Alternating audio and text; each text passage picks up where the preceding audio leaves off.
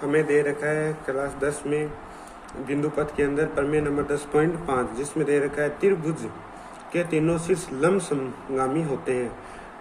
त्रिभुज के तीनों शीर्ष लंब समगामी होते हैं। तो सबसे पहले त्रिभुज बनाते हैं। त्रिभुज ए बी सी,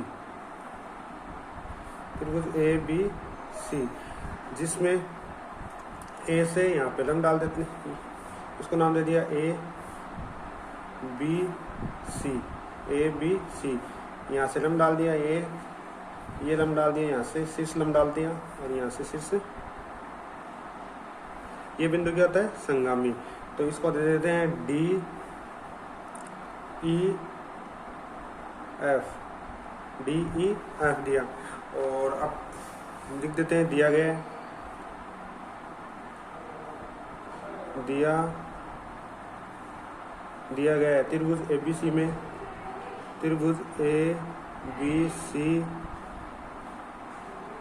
सी में तीनों शीर्ष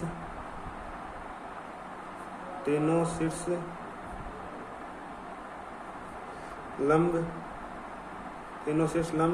A D B E C F है। A D B E C F तीनों क्या है? शीर्ष लंब है। सिद्ध करना है,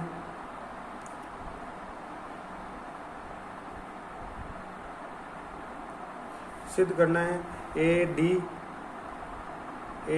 बी ई सी एफ तीनों शीर्ष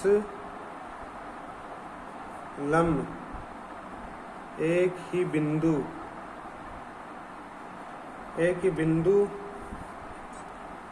से गुजरते हैं। तीनों क्या? एक ही बिंदु, इसको मान लेते हैं, ओस से गुजरते हैं। तीनों बिंदु एक ही बिंदु ओस से गुजरते हैं। अब करते हैं रचना।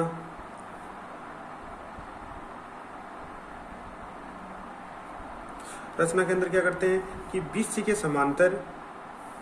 समांतर एक रेखा खींच लेते हैं, इधर ये वाली BC समांतर, इसको BC समांतर रेखा खींच ली A, और इसको नाम दे देते हैं M, AM व इसको यहाँ से मिला दिया। AB के समांतर MC, तो AB समांतर हो गई MC। उसके बाद इधर वापस BC के समांतर ये रेखा खींच लेते हैं AN। तो BC के समांतर रेखा AN, और अब इसके AC के समांतर एक रेखा खींच लेते हैं, ये वाली कौन सी? BN। फिर आगे AB के समांतर एक रेखा आगे खींच लेते हैं, इसको नाम दे देते हैं P। AC के समांतर BN, BP रेखा, और AB के समांतर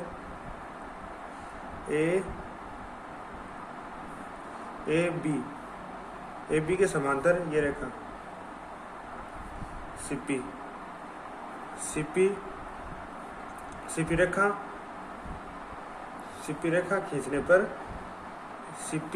रेखा खींचने पर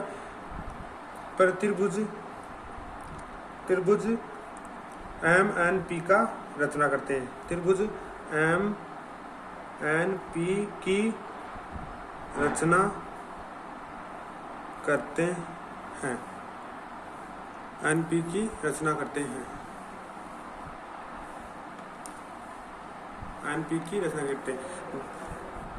BC के समांतर AC खींच ली, BC के समांतर AN खींच ली, और AB के समांतर MC खींच ली, और AB के समांतर CP खींच ली। इसी प्रकार AC के समांतर NB खींच ली, और BC के समांतर ये बीपी खींच ली, ऐसे खींच ली। ऐसे इसलिए खींच रहे हैं कि हमने प्रमेय नंबर 10.3 में क्या पढ़ा था कि भुजाओं का संधिभाजन एक संगामी बिंदु होता है। अगर हम इस वाले को और इस वाले को बराबर कर देंगे तो ये वाली जो लाइन जा रही है तो ये क्या कहाँ पे जा रही है, ओ बिंदु पर। ये क्या हो जाएगा, इसका संगामी बिंदु हो जाएगा, तो इस भुजा का समांतर। तो इसके लिए हमें उत्पत्ति करना पड़ेगा कि इन दोनों को बराबर करने के लिए। तो उत्पत्ति करते हैं।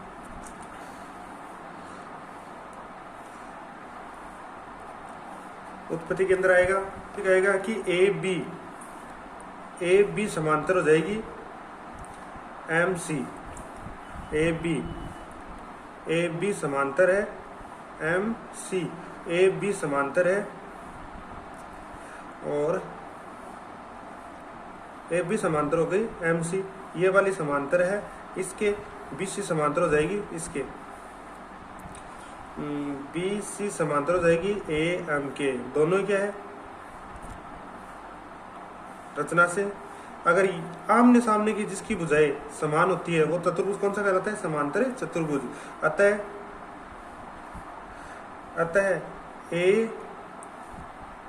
ए बी सी एम एक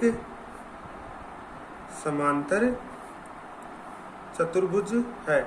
ए बी सी एम क्या है, एक समांतर चतुर्भुज है। अगर समांतर चतुर्भुज है तो आमने सामने भुजाएं क्या होती है, बराबर। ए बी बराबर हो जाएगा एम सी, यानी ए बी बराबर हो जाएगा एम सी। इसको दे देते हैं समीकरण सम्मुख समांतर चतुर्भुज की सम्मुख भुजा, सम्मुख भुजाएं, और इसको दे देते हैं समीकरण नंबर 1। इसको देते हैं समीकरण नंबर 1। अब इतना करने की बजाय अब ये वाली दोनों समांतर, अब ये वाला त्रिभुज, ये वाला ले लेंगे त्रिभुज, ये वाला चतुर्भुज ए बी पी सी, ये भी क्या जाएगा समांतर चतुर्भुज। जैसे ए बी बराबर है बी सी और ये वाली बी पी बराबर हो जाएगी बी पी बराबर हो जाएगी ए बी। ये वाली इसके बराबर है, ये वाली इसके बराबर है, तो दोनों जाएगा। तो इतना करने की बजाय डायरेक्ट लिख देते हैं कि इसी प्रकार क्या जाएगा, ए बी पी सी भी एक समांतर चतुर्भुज है, समांतर चतुर्भुज है। अगर ये दोनों बराबर है तो इनके आमने सामने भुजाएं क्या बराबर हो जाएगी, ए बी बराबर हो जाएगा पी सी, समांतर चतुर्भुज की सम्मुख भुजाएं, समांतर चतुर्भुज की सम्मुख भुजाएं, समांतर चतुर्भुज की सम्मुख भुजाएं हो जाएगी। अगर ये तो इसको देते हैं समीकरण नंबर 2।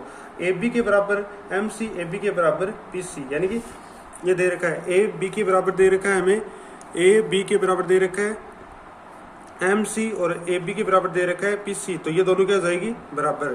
तो समीकरण नंबर 1 व 2 से, समीकरण नंबर 1 व 2 से, समीकरण नंबर 1 व 2 से क्या हो जाएगा,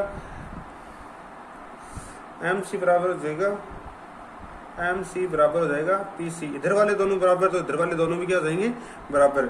और अब ये दोनों बराबर है, इसी प्रकार कौन सा हो जाएगा, ये दोनों बराबर हो जाएगी, ये दोनों बराबर हो जाएगी। तो आगे लिखते हैं इसी प्रकार क्या हो जाएगा, ए एम बराबर हो जाएगा ए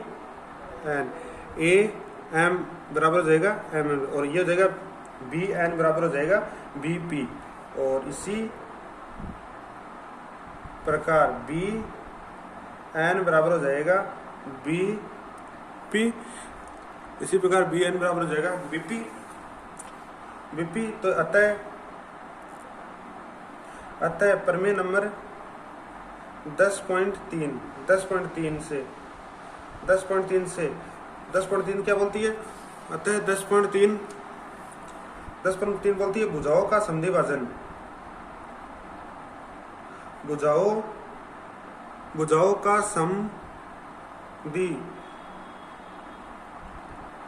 का संधिभाजन